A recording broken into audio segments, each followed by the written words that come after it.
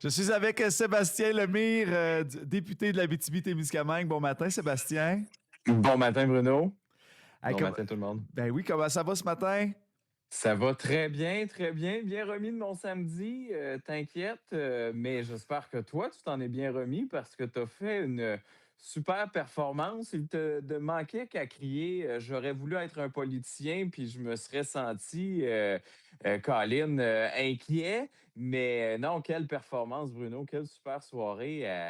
Quel beau gala. Vraiment, vraiment, vraiment. Merci, Sébastien. On parle du gala élite ici qui a eu lieu à la Chambre de commerce et de l'industrie Amos Aricana. Ben oui, tu as fait l'honneur d'être avec nous. D'ailleurs, tu es en région présentement. Oui, oui, tout à fait. Je suis chez moi à Rouyn-Noranda. C'est une semaine qui est non parlementaire, donc j'en profite pour refaire le tour de la région, de chaque MRC. Hier, c'était du côté de la Sarre. Demain, ça sera du côté du Témiscamingue. Mais effectivement, samedi, je suis retourné à Amos. Et quelle belle soirée. Puis je veux vraiment prendre le temps de féliciter Robert Andréane et toute l'équipe de la Chambre de commerce, puis l'ensemble des lauréats. Vraiment, moi, ça me fascine comment Amos a réussi son transfert de génération et comment l'économie demeure vivante et que les gens demeurent fiers. Les présidents d'honneur, on sent, tu sais, qu'ils représentent bien aussi cette nouvelle génération-là, les Guertins, qui, non, ma foi, un beau, beau, beau succès. Beaucoup de fierté. Enfin, c'est bon signe pour l'avenir. Exact, exact. Et là, Sébastien Lemire, qu'est-ce qui s'en vient ou qu'est-ce qui. Dans quelle eau tu baignes là, de ce temps-ci pour nous là, du côté Dans, du fédéral? Ben là, il nous reste un petit entre 2 et 4 semaines, on ne le sait pas exactement. Ça va dépendre de la volonté des libéraux nouvellement majoritaires de voir comment on va finir cette session et sur quelle priorité. Mais essentiellement, ils nous ont remis un énoncé économique à la fin du mois d'avril, dont, bon, j'aime bien utiliser l'expression, tu sais, cette réunion aurait pu être un email. Je pense qu'on est pas mal là.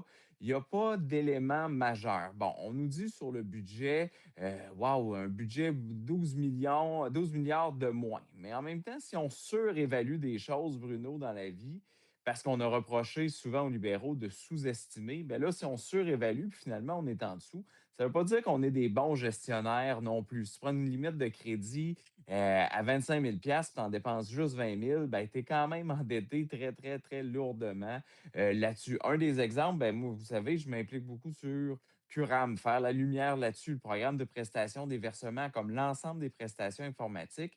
Ben, après qu'on se soit fait dire, ben, tout va bien, il n'y a pas de problème, les libéraux tu sais, ignorent le problème, puis le bloc capote pour rien, ben, on se rend compte qu'il y a un 551 millions supplémentaires qui est exigé pour ça. Donc, s'il n'y a pas de problème de dépassement de coûts, s'il n'y a pas de problème de service, pourquoi qu'on demande, là, on est rendu à près de 7 milliards pour un programme qui devait en coûter, ma foi, 1,7 milliard au départ. Donc ça fait partie des éléments qui sont surprenants dans ce budget-là. Puis des éléments comme au niveau des radios, est-ce qu'on aurait pu bonifier et des télévisions indépendantes de l'argent fédéral? Bien, ce qu'on se fait dire dans le budget, puis c'est écrit comme ça, on va réfléchir à mettre en place une consultation pour peut-être augmenter les budgets. On est dans cet esprit-là. Donc, pourquoi qu'on n'a pas attendu au budget réel de l'automne ou plutôt que d'essayer de faire un stand ou un énoncé économique avec une nouvelle majorité qui donne là les pouvoirs au gouvernement de faire ce qu'ils veulent, on se pose la question. Ce qu'on va constater, c'est qu'il y a une augmentation des dépenses au niveau du pétrole. Et ce qu'on voit depuis quelques jours, ben, les augmentations des pipelines, notamment la construction dans l'Ouest qui veulent s'accélérer. Et ça, ben, c'est en faisant fi de beaucoup de normes environnementales puis de priorités de ce côté-là. Moi, je crains qu'éventuellement, cette volonté-là s'en vienne du côté du Québec. Il faudra être extrêmement vigilant.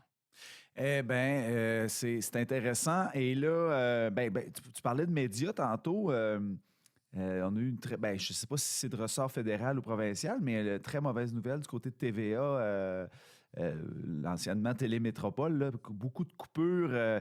C'est encore le lavage là, des médias et de la liberté et de la créativité là, au Québec. Est-ce que c'est partout comme ça au Canada aussi? Ben, ce qui arrive, c'est que le fonds, il y a un fonds national qui existe pour pouvoir, aider à financer les médias indépendants et ce qu'on a constaté, c'est que quand on a reconnu Corus, là-dedans pour ces médias anglophones, ben, c'est 72 du fonds qui est allé à ce gros joueur-là, qui est un des très des entre moyens et gros joueurs, mais qui a pris le financement, près du 3/4 de l'enveloppe. Donc, qu'est-ce qui reste pour les médias régionaux francophones? Ben, ça demeure beaucoup plus limité et ça a donc de l'impact sur l'avenir. Donc, ce qu'on demande dans le contexte, c'est d'augmenter le budget du fonds, puis particulièrement pour les régions francophones. Évidemment, on se fait dire qu'on est contre les Anglais puis que le Bloc est non raciste, mais c'est ça qui est l'absurdité du témoignage à Ottawa. Puis j'invite vraiment les gens à porter attention comment on dépense notre argent du côté d'Ottawa.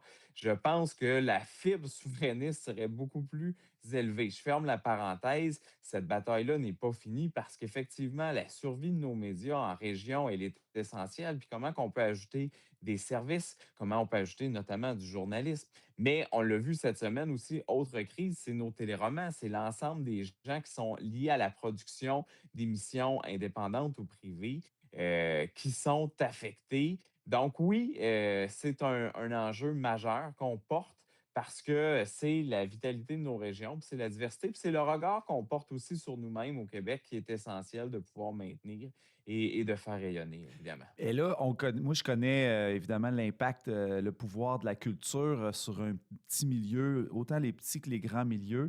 Mais monsieur, madame, tout le monde, parfois, quand perd son emploi dans un moulin ou ben, les téléromans, c'est peut-être pas la priorité quand vient le temps de voter. Pourtant, bon, ils sont souvent assis devant leur téléroman à tous les soirs. Là. Mais bref, qu'est-ce qu'on fait de ce côté-là? Là, on parle de Béarn, entre autres. On parle de ici encore à Amos avec anciennement Forex, là, j'oublie le nom. Arbeck, Arbeck, oui, Arbeck. voilà. Ben, qu'est-ce qu'on fait? Évidemment, on continue les revendications, mais s'il y a quelque chose qui est frustrant en ce moment dans l'écosystème aussi d'Ottawa, c'est qu'il n'y a pas de solutions qui sont amenées au niveau de la forêt. On voit la volonté, puis va recommencer bientôt à renégocier l'ALENA parce qu'il y a un comité qui s'est créé, mais on n'entend pas la volonté, tant dans le discours de Mark Carney que d'autres membres d'Ottawa, de pouvoir aider l'industrie forestière. Et ça, pour moi, c'est quelque chose qui est très préoccupant. Il y a une volonté, évidemment, du côté des gens d'Arbec de pouvoir relancer l'usine. Ça, c'est très concret. Je les ai rencontrés il y a quelques jours, semaines. Mais par rapport au Témiscamingue, c'est préoccupant et il n'y a pas de fonds disponibles pour ça. C'est comme si on attendait que les Américains décident de dire, ben oui, c'est correct. On peut réutiliser à nouveau le bois canadien sans problème. On va enlever les tarifs, mais ça fait 40 ans que cette crise-là dure. Et contrairement à bien des crises avec les États-Unis, quand je pense à l'acier, l'aluminium, là, on est vraiment dans une volonté politique de Donald Trump essentiellement de pouvoir faire mal à l'industrie canadienne, mais il va falloir qu'on change, je pense, cette trame narrative-là, qu'on l'amène davantage vers la transformation, mais les gouvernements devront répondre présent. Puis ça, c'est vrai pour les mines, c'est vrai pour l'agriculture également. Comment on peut davantage transformer et profiter de circuits courts que ce qu'on produit, ce qu'on extrait de nos terres, ben, que ça puisse utiliser aussi notre économie puis notre monde en priorité. Et ça, c'est pas fait encore. Et qu'est-ce qui t'attend du côté tes prochaines semaines, Sébastien Lemire? Ben, prochaine semaine, la semaine prochaine aussi est une semaine de circonscription, donc de pouvoir reprendre ces activités-là terrain. Mais après ça, ben, c'est cette fin de session-là qui va nous amener peut-être une fin de session hâtive, peut-être qu'elle va durer jusqu'à la fête nationale. Ça fait partie des éléments qu'on ne contrôle pas. Moi, depuis que j'ai été élu en 2019, on a toujours été minoritaire, puis on a toujours travaillé jusqu'à la dernière journée, à dernière. Donc, c'est à voir, on ne contrôle pas ce volet-là de l'agenda, mais certainement du travail en comité pour valoriser, défendre notre région. Ça, c'est ce qui s'en vient pour moi. Donner le dernier coup, puis après ça, ben, c'est de profiter de l'été, de nos festivals, la région, aller revoir mon monde. Puis ça, ben, c'est précieux dans le cadre du travail que j'ai. Ben, on va se reparler d'ici ce temps-là, Sébastien. Merci beaucoup d'avoir pris quelques temps pour venir nous voir, nous parler ce matin. Avec grand plaisir, puis bravo encore pour ton animation. Merci.